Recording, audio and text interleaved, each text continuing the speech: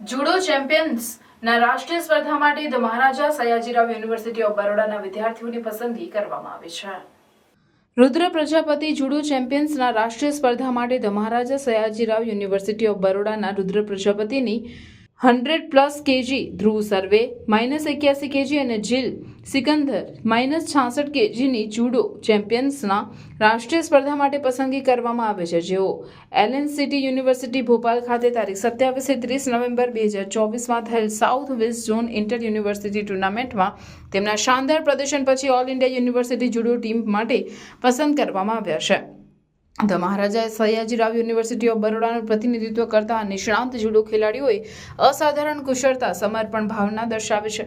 ટીમના મેનેજર તરીકે ડોક્ટર નીતિન પરમારે ટીમના શાનદાર સંચાલન સાથે તેમની સફળતા સુનિશ્ચિત કરી.